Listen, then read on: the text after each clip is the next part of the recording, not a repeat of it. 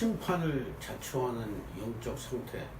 그래가지고 창세기 6장 1절부터 8절인데요. 홍수가 이제 나기 직전.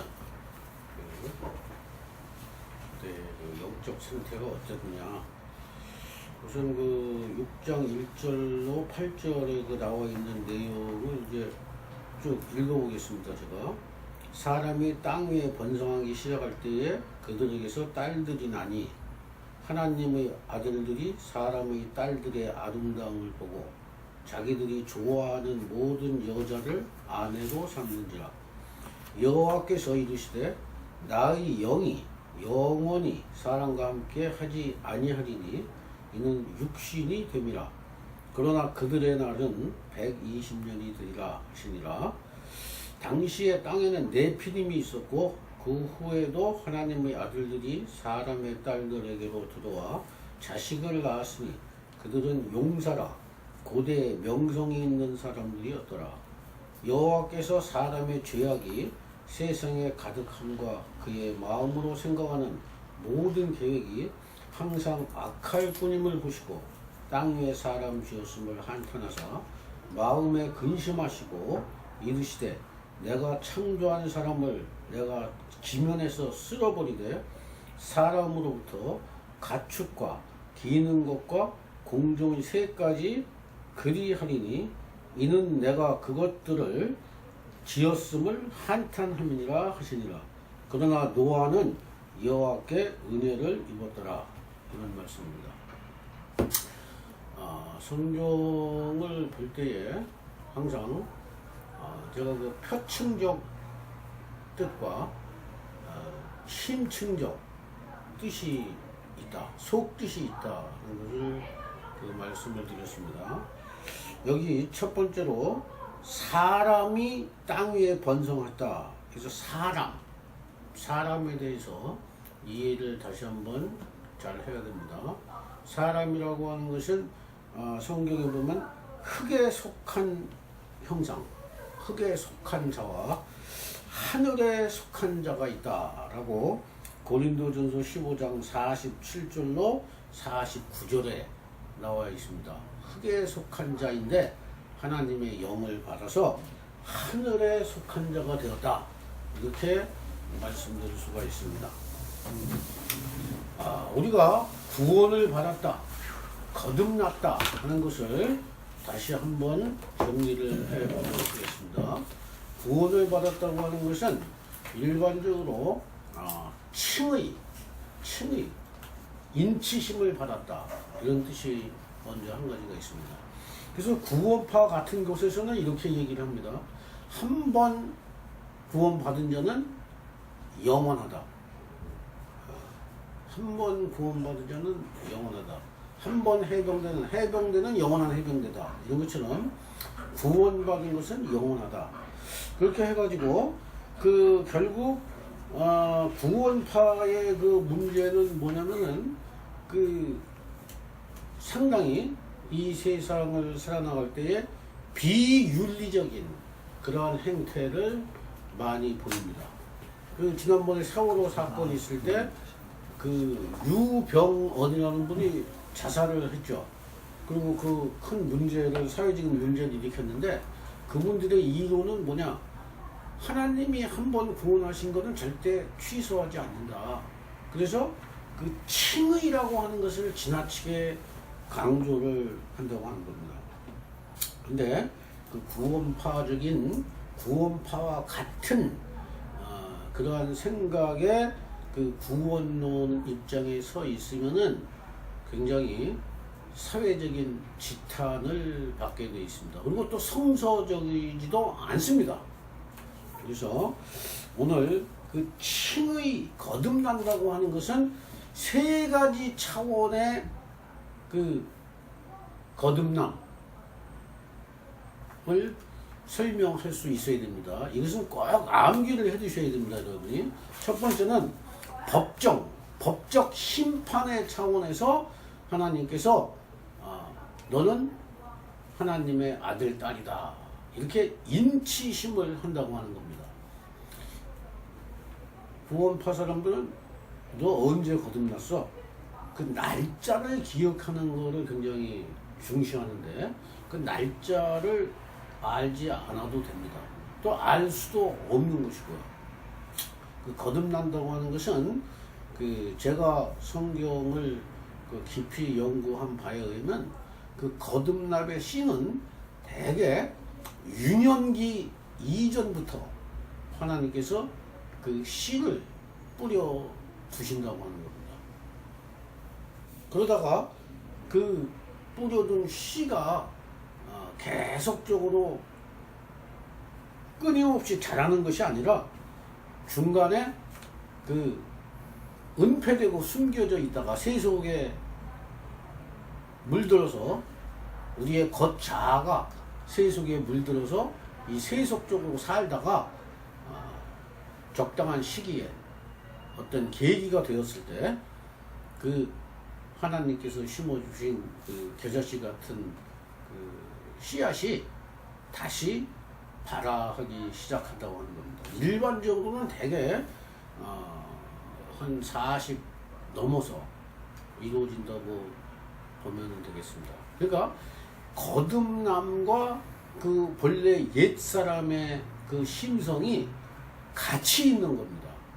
결코 거듭난 사람이 영원히 보장되는 것이 아니라 일생 동안 그 거듭남, 중생된 생명력과 그 옛사람의 생명력이 상호작용을 하면서 계속 영적 투쟁을 하는 것이 우리의 일생이라고 보는 것이 더 합리적이라고 하는 겁니다. 그래서 거듭난다고 하는 것은 하나님께서 우리를 새로운 피조물이라고 인정을 하는 것인데 그 인정하는 것이 말하자면 마지막 날에 죽기 전에 결정이 나는 것입니다. 그 전에는 어떻게 하는 것이다? 계속 상호작용, 투쟁을 하는 것이다. 그러므로 구원파 같은 데서 말하는 그 칭의라고 하는 것은 정확하게 말하면 구원이 아니고 구원의 확신입니다. 구원의 확신과 인치심하고는 다른 겁니다. 그 인치심이 확정되는 것은 그 시점이 죽기 직전이라고 보시면 됩니다. 죽을 때 뭘로 인치심이 되느냐? 그 삶의 흔적으로 되는 거예요. 삶의 흔적, 전체, 삶의 흔적에 대한 전체를 하나님께서 분별하시는데 그 분별의 권한은 전적으로 하나님한테 있는 것이고 우리는 그것을 받아 누릴 수밖에 없는 그러한 것이라고 말할 수가 있겠습니다. 그러니까 구원파에서 노력하는 것은 그 구원의 확신을 심어주려고 노력을 하는 것이지 그 확신과 구원이 똑같지 않다라고 하는 걸 아셔야 됩니다. 그 CCC 같은 데서 사형리라고 있는데 그 사형리 나도 기억이 나는데 이 세상 사람들은 모두가 죄인입니다. 그러므로 아무리 인간이 노력을 해도 그 하나님께 도달할 방법이 없습니다. 그 다음에 3단계에는 그러므로 예수를 믿어야 됩니다. 자, 예수 믿기로 결단하시겠습니까? 그리고 영접 기도를 하고 영접 기도를 하면은 자, 이제는 당신은 거듭났습니다. 이런 그 선언을 한다고 해서 그 사람이 거듭나는 게 아니라고 하는 겁니다. 또 교회에 가보면 그런 교회가 많이 있어요. 자, 오늘 말씀 잘 들었죠? 이 순간에 하나님의 음성이 들리고 이 순간에 말씀이 들려지고 아멘으로 화답할 수 있는 분은 여기에 일어서 주세요. 이렇게 한단 말이에요. 그래가지고 기도를 하고 영접 기도를 하고 자, 여러분들은 거듭났습니다. 이렇게 하는 것을 가르쳐서 뭐라고 그러냐면 신앙주의라고 그러는 거예요. 신앙주의. 믿음을 자기가 결정하는 거예요.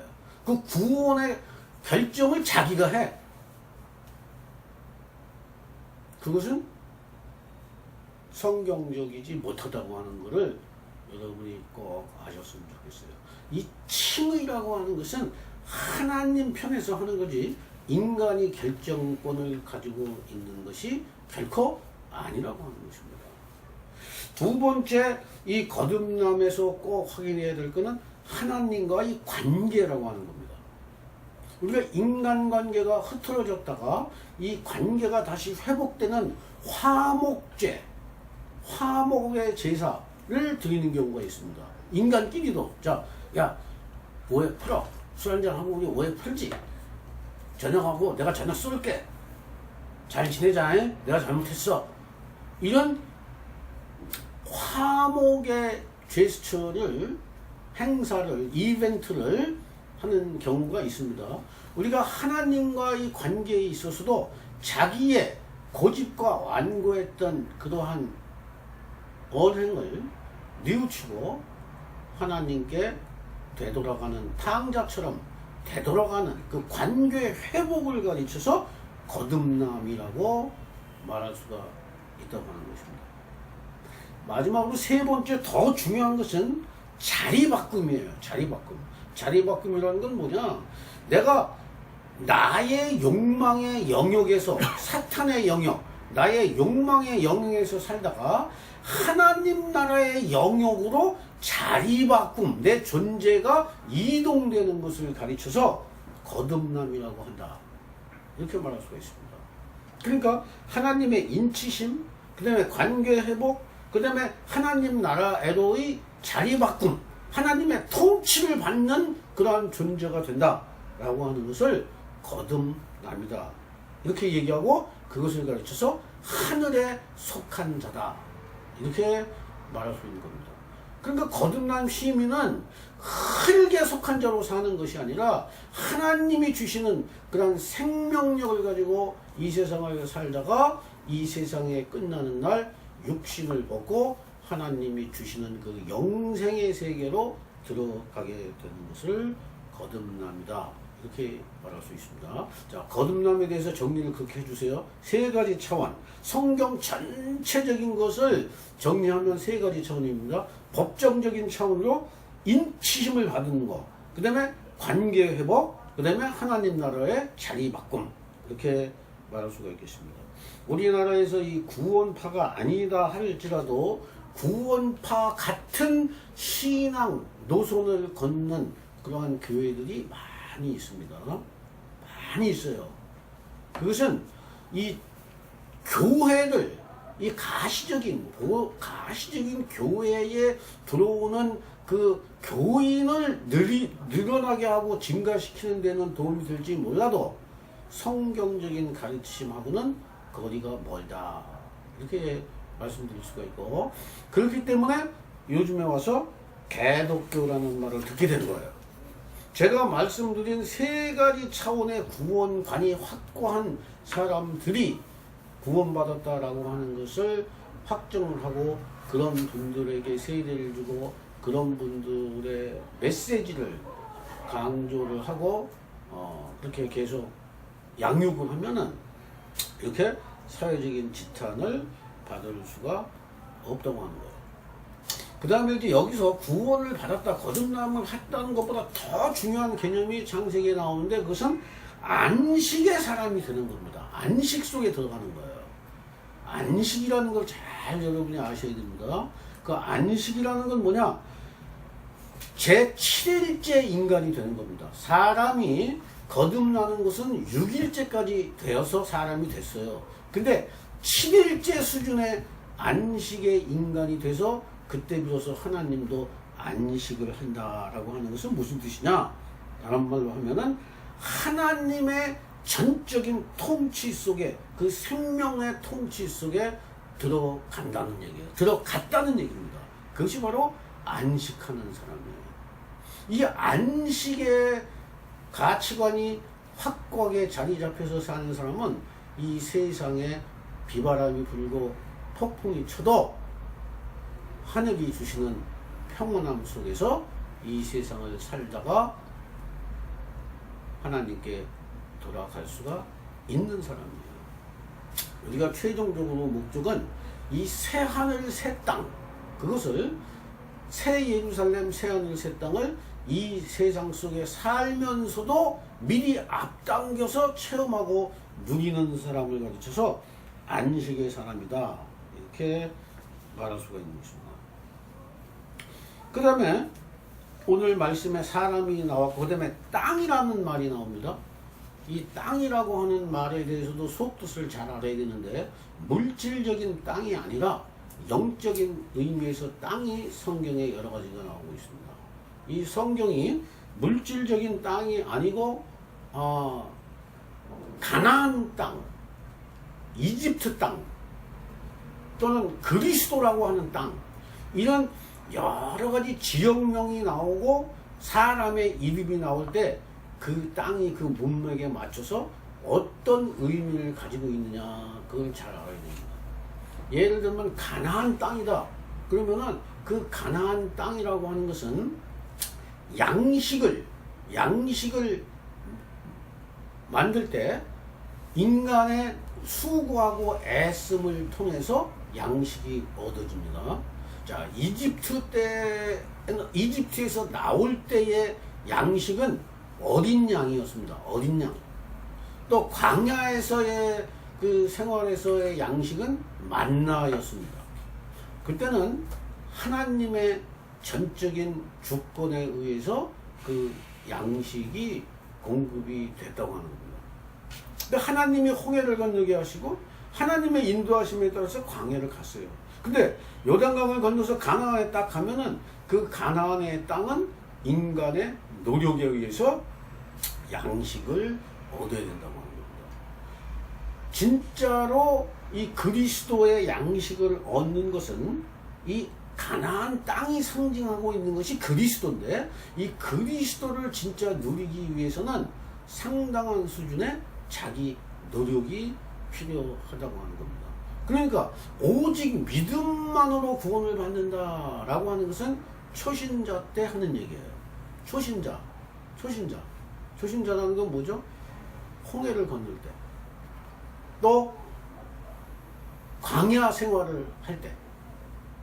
그러나 가나안에 들어왔을 때는 자기가 그 땅에 있는 모든 수산물을 그리스도의 관점에서 활용할 수 있는 영적 능력이 확보되는 것입니다. 그 구약에서 가나안은 우리 몸으로 따지면 영혼에 해당하는 겁니다. 영에 해당되는 거예요.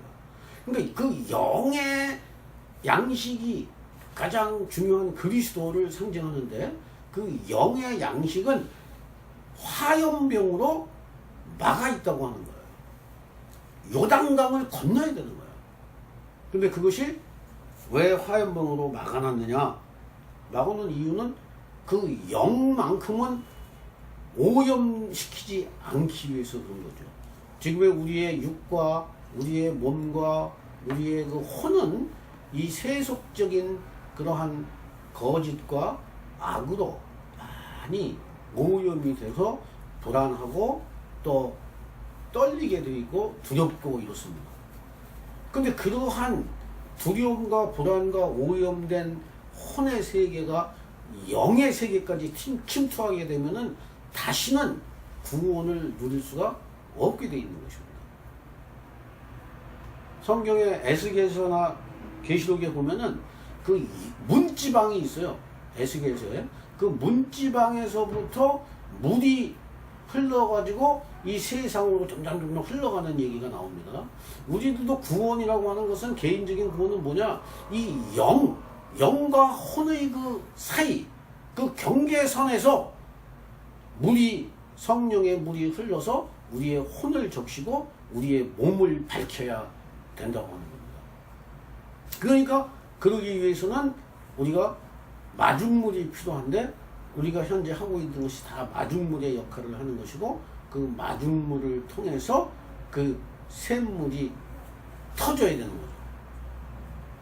그러니까 그 생명을 주는 영이라고 하는, 그 생명을 주는 영이 하나님의 영인데, 그 생명을 주는 영을 체험하기 이전에는 그 세계를 잘 느끼지 못한다고 하는 겁니다. 오늘도 사람의 하나님의 아들이 딸들을 이렇게 취하는 게 나옵니다. 하나님의 아들이라고 하는 것은 우리 인성에 비춰보면 이성적 차원, 이해의 차원, 또 진리, 교리의 차원이라고 말할 수가 있습니다. 딸들은 사랑의 차원, 의지의 차원이라고 말할 수가 있겠습니다. 그런데 이 쉽게 얘기하면 하나님의 아들의 가장 가까운 성경의 이해는 아담이나 셈족, 다시 태어난 그 남자들이나 여자들을 다 합쳐서 하나님의 아들이라고 한 거예요. 그러니까 표현할 수가 없어서 그냥 남성으로 표현을 한 거고, 그 딸은 우리 인성 중에 여성성, 의지적인 차원, 사랑의 차원, 정서적인 차원을 얘기하는 거예요. 근데 그것이 올바르게 결합이 돼야 되는데 올바르게 결합을 못하고 정욕의 차원으로 흘러버렸어요. 그리고 그 이성도 마비가 돼가지고 그 정욕으로 동의를 한 거지, 말하자면.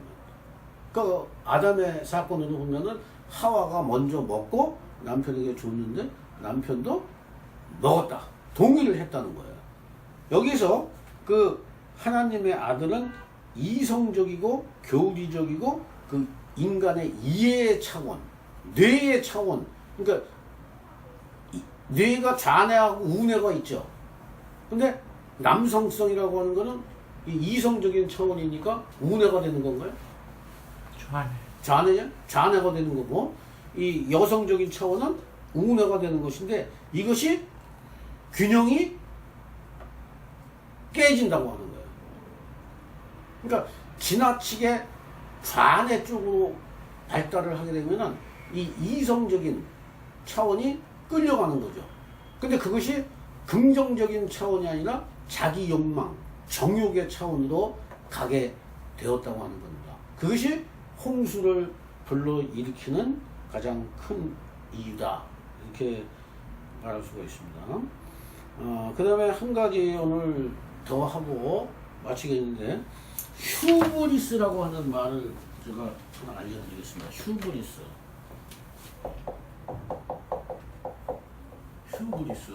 이 말은 무슨 얘기냐면, 그 남자와 여자가 타락을 해서 그 생산한 자녀들을 가르쳐서 네피림이라고 합니다. 그 네피림이라고 하는 존재들의 가장 큰 문제는 다른 것이 아니고 이 영적인 생명력은 없고 혼적인 생명력이 굉장히 발달한 그러한 존재라고 말할 수가 있습니다. 그러니까 인위적인, 인본주의적인, 인간주의적인 그 혼적 차원의 인간을 가르쳐서 네피림이라고 하는데, 이 네피림의 단점은 뭐냐면은 바로 휴브리스라고 하는 거예요. 휴브리스라고 하는 건 뭐냐? 인간의 자기 긍지 차원을 넘어서 자기 자만, 교만의 차원으로 발달하는 그러한 상태를 휴브리스라고 합니다. 여러분이 이제 인터넷에서 찾아보면은 휴브리스가 어떤 말인지 나와 있습니다. 인간에게는 자기 긍지가 필요합니다. 자기 긍지가 없으면은 우울증에 걸리고 좌절을 하기 때문에 세상 살기가 어렵습니다.